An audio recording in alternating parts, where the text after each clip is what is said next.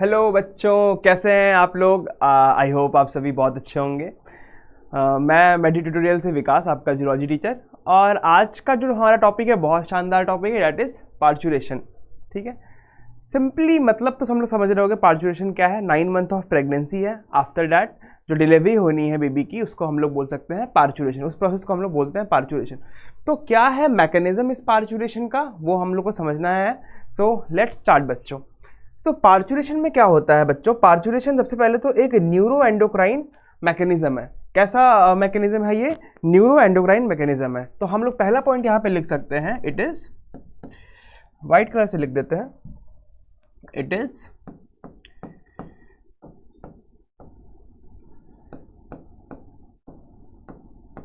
Neuro endocrine mechanism.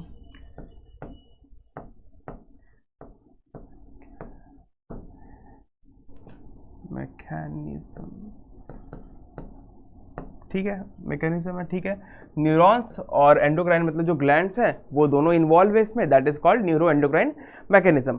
होता क्या है इसमें, क्या हो सकता है इसमें? हम लोग को पता है कि प्लेसेंटा एक मेन स्पेशल टिश्यू है जो कि ओवरऑल प्रेगनेंसी के लिए रिस्पॉन्सिबल है। और वो प्लेसेंटा करता क्या है, वो 4 हार्मोन रिलीज कर रहा था, अभी तक हमने जितना पढ़ा था। That is your inhibin, progesterone, estrogen and oxytocin. ठीक है, so when the placenta is become weak, like 9 months of pregnancy में जो प्लेसेंटा है वो क्या होगा, कमजोर हो जाएगा लास्ट में आते आते। तो ये जिससे क्या होगा, हार्मोन्स का लेवल आपका डाउन होगा। हार्मोन्स का लेवल डाउन होगा, इसका मतलब हम लोग क्या लिख सकते हैं, इसको लिख सकते हैं कि प्रोजेस्टेरॉन जो कि प्रेगनेंसी को मेंटेन करने के लिए एक इंपॉर्टेंट हार्मोन है, उसका, एक मिनट बच्चों, हाँ, उसका लेवल क्या होगा, ड्रॉप होगा। तो यहाँ पे हम लोग लिख सकते हैं प्रोजेस्टेरॉन लेवल, प्रोजेस्टेरॉन का जो लेवल होगा, लेवल ड्रॉप, इसके ड्रॉप होने से क्या होगा, जो आपका प्लेसेंटा है वो वीक हो जाएगा। Then the placenta become weak, placenta become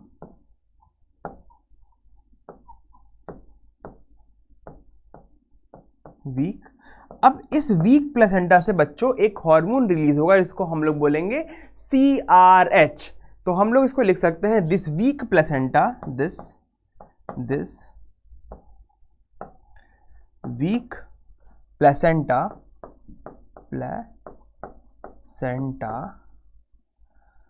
की स्पेलिंग यहां सही कर लेते हैं,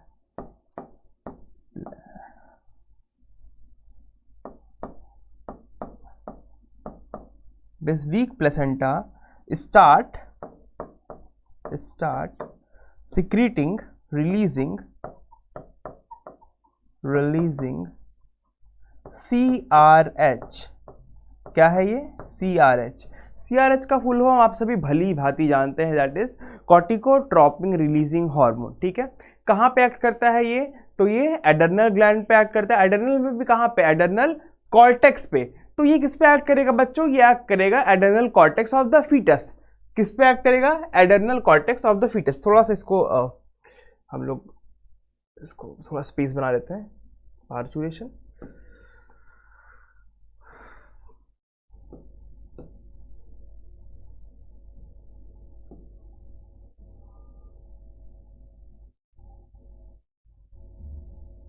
ओके, सो आफ्टर दैट क्या होगा, इस वीक CRH कहां पे एक्ट करेगा? Corticotropin releasing hormone act on adrenal cortex. ठीक है, तो हम लोग लिख सकते हैं CRH एक्ट ऑन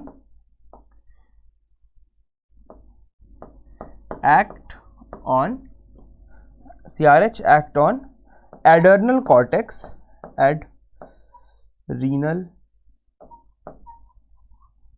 कॉर्टेक्स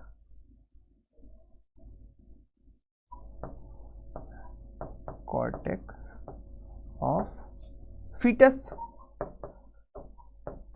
ठीक है, नाउ इससे दो चीजें होंगी बच्चों, जैसे ही उस फीटस के एड्रेनल कॉर्टेक्स पे होगा, सबसे पहले एक तो कॉर्टिसोल रिलीज होगा।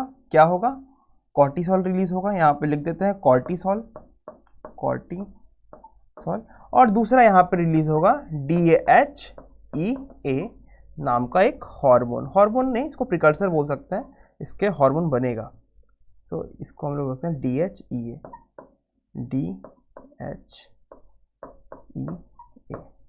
कॉर्टिसोल क्या करेगा?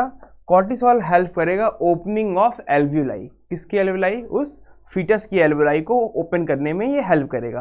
तो हम लोग इसको लिख सकते हैं कॉर्टिसोल हेल्प्स इन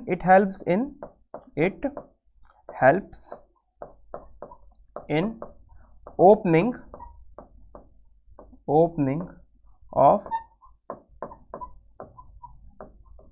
एल्वियोलाई। ठीक है, DHEA क्या करेगा बच्चों? ये एस्ट्रोजन सिक्रीट करेगा। नाउ दिस इस ये जो एस्ट्रोजन है, फिर इससे जो ऑक्सीटोसिन के रिसेप्टर्स हैं वो यूट्रस की वॉल पे बनेंगे, ताकि जो ऑक्सीटोसिन है वो वहाँ पे एक्ट कर पाए। ठीक है, जैसे ही ऑक्सीटोसिन एक्ट करेगा उस पर, there is a vigorous contraction होगा, बहुत कॉन्ट्रैक्शन होगा, हाईली कॉन्ट्रैक्शन होगा, ताकि पार्चुरेशन का प्रोसेस जो है वो हो पाए। ठीक है, so this is all about the parturition. It is a neuro endocrine mechanism. इस लाइन को याद रखेंगे, इस लाइन से सीधा सीधा क्वेश्चन आ जाता है। प्रोजेस्टेरॉन का लेवल ड्रॉप होता है, प्लेसेंटा वीक हो जाता है, जिससे रिलीज होता है सीआरएच एक्ट करता है adrenal cortex of the foetus में से दो हार्मोन रिलीज कराता है, दैट इज कॉर्टिसोल और द DHEA। ई से क्या रिलीज होता है? एस्ट्रोजन रिलीज होता है। Estrogen makes the what? Oxytocin receptors on the wall of uterus. Okay, then जो कॉर्टिसोल है वो हेल्प कराता है ओपनिंग ऑफ द एल्वियोलाई। अब जैसे ही ऑक्सीटोसिन के रिसेप्टर बन जाएंगे, जो ऑक्सीटोसिन रिलीज हो रहा है, जो फीमेल बॉडी में ऑक्सीटोसिन कहाँ से रिलीज हो रहा है? We know that oxytocin release होता है पिट्यूटरी ग्लैंड से। तो पिट्यूटरी ग्लैंड से जो भी ऑक्सीटोसिन रिलीज होगा वो उसके रिसेप्टर्स बन चुके हैं, उस रिसेप्टर पे जाके वो लग जाएंगे और वहाँ से कॉन्ट्रैक्शन होगा, फिर पार्चुरेशन का प्रोसेस जो है वो हो जाएगा। Okay, that's all about parturition. Let's see कि ये जो 9 मंथ्स की प्रेगनेंसी हुई है उसमें क्या क्या बॉडी में चेंजेस, जो बेबी की बॉडी है उसमें क्या क्या चेंजेस हो रहे हैं during the whole time of the pregnancy. So let's see बच्चों, यहाँ पे मैंने पहले से आपके लिए प्रिपेयर करके रखा है। That is 9 month of the pregnancy and we have the chart what happening in this 9 month. The first month is the heart का डेवलपमेंट हो गया। किसका डेवलपमेंट हो गया? हार्ट का डेवलपमेंट हो गया। इसीलिए जब भी एक फीमेल लेडी है वो डॉक्टर के पास जाती है तो डॉक्टर स्टेथोस्कोप लगा के जो इनसाइड जो बच्चा है उसकी वो हार्ट बीट सुनने की कोशिश करता है। ठीक है, तो क्यों करता है? क्योंकि पहला ऑर्गन है, हार्ट डेवलप करता है। अगर हार्ट बीट सुनाई दे दिया इसका मतलब यस जो बेबी है वो लाइव है, जिंदा है, वो प्रेगनेंसी है।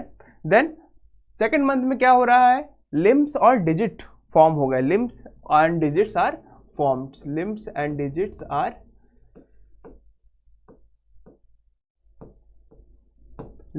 Digits are formed. ओके, ये दोनों फॉर्म, ये सब फॉर्म हो गए। थर्ड मंथ में क्या हो रहा है? एक्सटर्नल जेनिटेलिया फॉर्म्ड और मोस्ट ऑफ द ऑर्गन जो है बच्चों वो फॉर्म हो जा रहे हैं। तो याद रखोगे थर्ड मंथ में क्वेश्चन डायरेक्ट आ सकता है कि कौन से मंथ में क्या चेंज हो रहा है, और इससे सवाल आता ही आता है। ओके, सो थर्ड मंथ में क्या हो रहा है? थर्ड मंथ में external genitalia formed most of the organ. Okay, then 5 month में क्या हो रहा है बच्चों?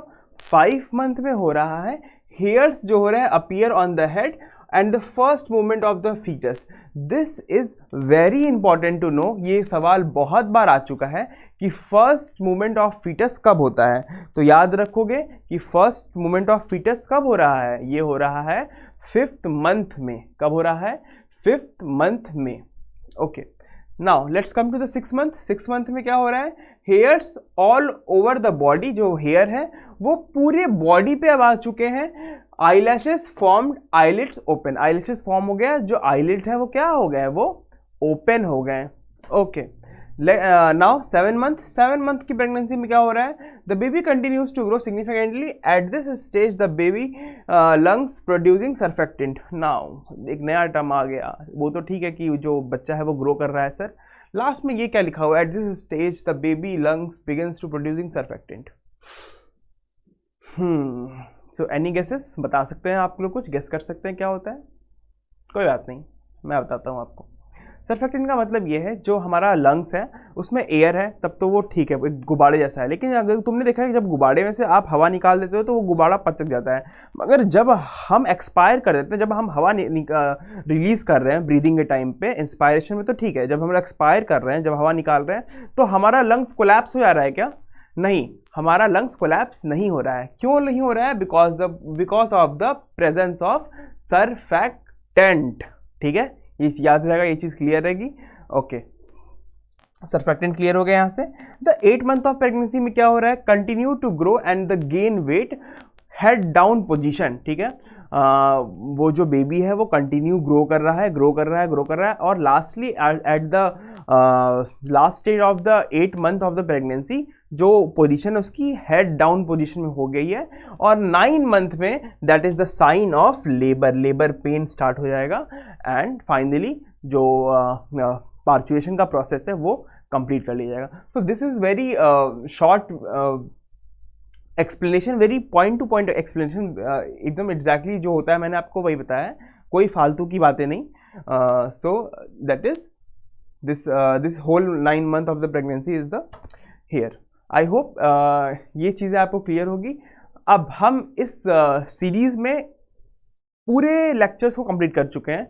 लाइक जो हमारी सीरीज़ है रिप्रोडक्शन, हमने सारे टॉपिक्स को बहुत अच्छे से पढ़ाई कर लिया है, और ये इसका लास्ट टॉपिक है। मैं देखूंगा शायद 1-2 टॉपिक्स इसके अपलोड नहीं हुए हैं, तो वो आप लोगों के लिए अपलोड करवा दिया जाएगा। एंड कमेंट करें अगर आपको कोई टॉपिक पढ़ना हो एकदम ब्रीफ एक्सप्लेनेशन में। ठीक है, किसी भी तरह का कोई भी टॉपिक पढ़ना हो जो आपका इंटरेस्ट भी हो, तो please comment below. And thank you, that's all for today. Thank you.